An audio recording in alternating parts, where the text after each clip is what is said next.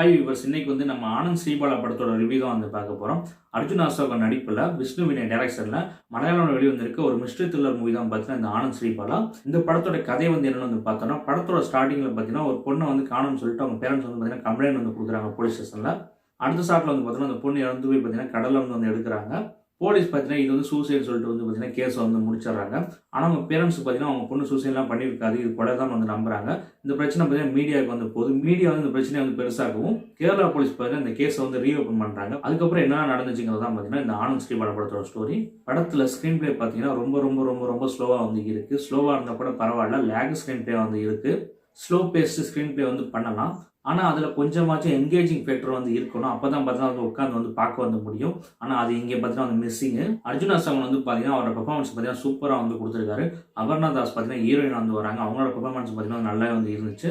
மற்ற நடிகர்களும் பார்த்தீங்கன்னா நல்லாவே நடிச்சிருக்காங்க. சினிமாட்டோகிராஃபி பார்த்தீங்கன்னா நல்லாவே இருந்துச்சு. லொக்கேஷன்ஸ்லாம் பார்த்தீங்கன்னா நல்லாவே காமிச்சிருந்தாங்க. மியூசிக் பார்த்தோன்னா பிஜிஎம் பார்த்தீங்கன்னா சூப்பராக இருந்துச்சு. நல்லாவே பண்ணியிருந்தாங்க, டிஃப்ரெண்டாக இருந்துச்சு. ஆனால் சாங்ஸ் பார்த்தீங்கன்னா ஆவரேஜாக தான் இருந்துச்சு. படத்தில் மைனஸ்னு சொல்ல போனோம்னா ஸ்க்ரீன் பிளே தான். ஸ்க்ரீன் பிளே பார்த்தீங்கன்னா இன்னும் பார்த்தீங்கன்னா நல்லாவே பண்ணியிருக்கலாம்.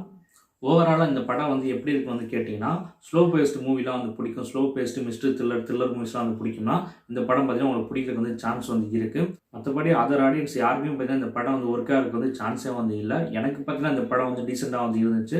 இந்த படத்துக்கு என்னோட ரேட்டிங் பார்த்தீங்கன்னா 5க்கு 3.